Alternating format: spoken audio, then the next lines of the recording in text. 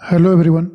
इस वीडियो में हम लोग देखेंगे उत्तर काल और उत्तर वैदिक काल के प्रमुख प्रश्नों को, जो कि हर वनडे एग्ज़ाम के लिए इम्पोर्टेंट हैं। तो इसमें मैंने पहला क्वेश्चन लिया है, आप वैदिक सभ्यता के काल का निर्धारण किस आधार पर करना चाहेंगे। तो वैदिक सभ्यता के काल का निर्धारण का जो सही है वो ऋग्वेद में किए गए वर्णन के आधार पर किया जाता है। तो इसका सही जवाब डी हो जाएगा। अगला सवाल है,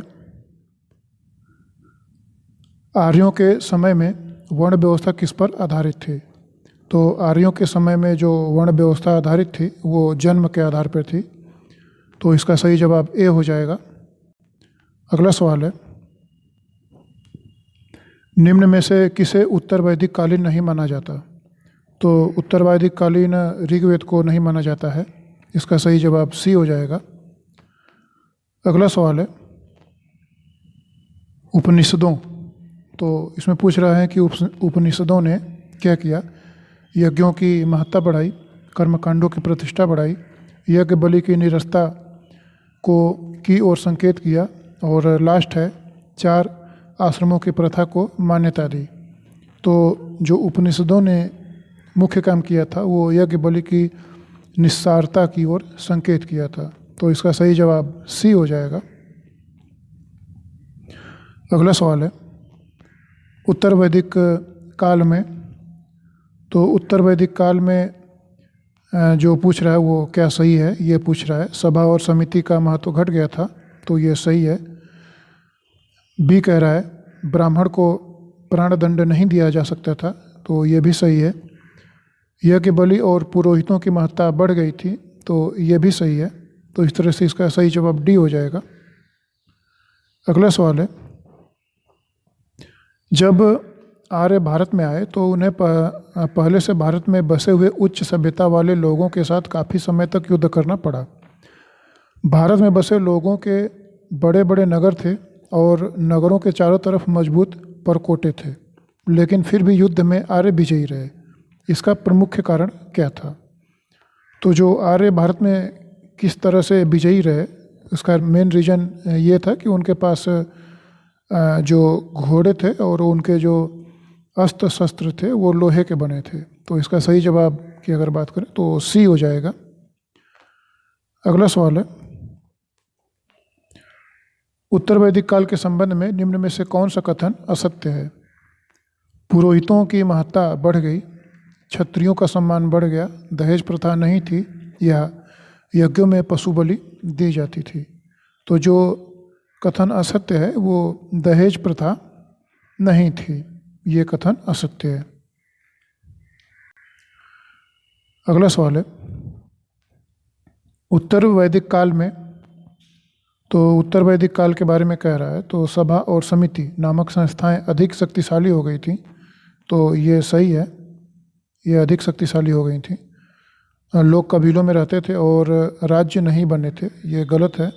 और राजा की शक्ति अपेक्षाकृत कम हो गई थी, ये भी गलत है। और उपयुक्त में से कोई नहीं, ये भी गलत है।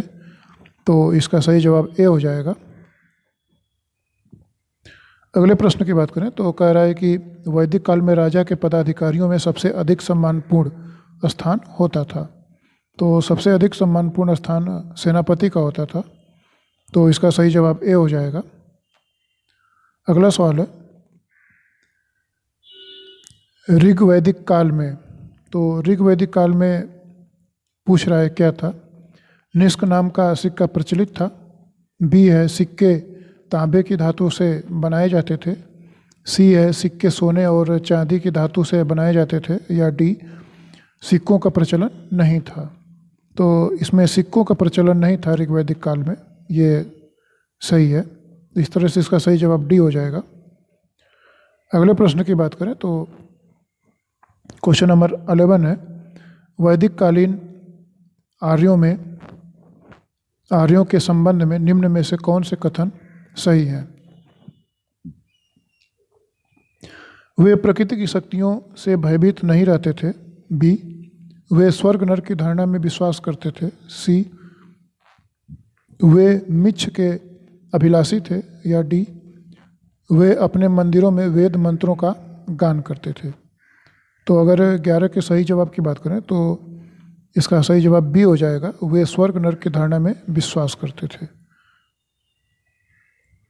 अगला प्रश्न है, वैदिक काल में मानव जीवन की सुरक्षा के साधनों का विकास अधिक नहीं हुआ था। उस समय का मुख्य आयुध, तो वैदिक काल का मुख्य आयुध पूछ रहा है क्या था, तो उसमें तीर कमान और जिसको कि धनुष बाण भी कहते थे, तो इसका सही जवाब डी हो जाएगा। अगला प्रश्न है, वैदिक काल में आर्य लोग एक प्रकार के रस का पान करते थे जिसे जो वैदिक काल में जो आर्य लोग थे वो एक प्रकार के रस का पान करते थे जिसे सोम रस कहा जाता था। तो ये इसका सही जवाब बी हो जाएगा। नेक्स्ट क्वेश्चन है, आर्यों की व्यवस्था जन्म पर आधारित थी, काम पर नहीं। इसका अर्थ यह है कि जन्म के आधार पर ही व्यक्ति का नाम निर्धारित होता था। बी, कोई भी व्यक्ति कोई भी काम कर सकता था। सी, हर व्यक्ति केवल अपने वर्ण का काम कर सकता था। या डी, समाज में कार्य का कोई स्पष्ट बंटवारा नहीं था। तो अगर 14 की सही बात करें जो ऑप्शन की, तो इसका हो जाएगा बी हो जाएगा सही जवाब, कोई भी व्यक्ति कोई भी काम कर सकता था। अगला प्रश्न है, वैदिक काल में अनेक देवताओं की परिकल्पना की गई थी। इंद्र, वरुण, सविता, पूषण, विष्णु, अश्विन, उषा, किंतु अग्नि को क्या माना गया था, ये बोल रहा है। अन्य देवताओं से श्रेष्ठ कहा गया, देवताओं का मुख कहा गया, निम्न कोटि का देवता माना गया, या देवताओं का रक्षक माना गया। तो अगर 15 की सही जवाब बात करें ऑप्शन की, तो बी हो जाएगा, देवताओं का मुख कहा गया है। अगला सवाल है, वैदिक काल में देवताओं को संतुष्ट करने के लिए क्या किया जाता था। तो वैदिक काल में देवताओं को संतुष्ट करने के लिए मंत्र पाठ और यज्ञ किए जाते थे। तो इसका सही जवाब बी हो जाएगा। अगला प्रश्न है, योग दर्शन के प्रणेता थे। तो योग दर्शन के प्रणेता पतंजलि थे। इसका सही जवाब डी हो जाएगा। अगला प्रश्न है, उपनिषदों की रचना। तो उपनिषदों की रचना कब हुई थी यह पूछ रहा है। तो उपनिषदों की रचना वेदों के बाद हुई थी। इसका सही जवाब बी हो जाएगा। अगला प्रश्न है, आर्यों की सबसे मूल्यवान भौतिक संपदा थी। तो जो आर्यों की सबसे मूल्यवान भौतिक संपदा उस समय माना गया था, तो उनके पशुओं को माना गया था। तो इसका सही जवाब सी हो जाएगा। नेक्स्ट क्वेश्चन है,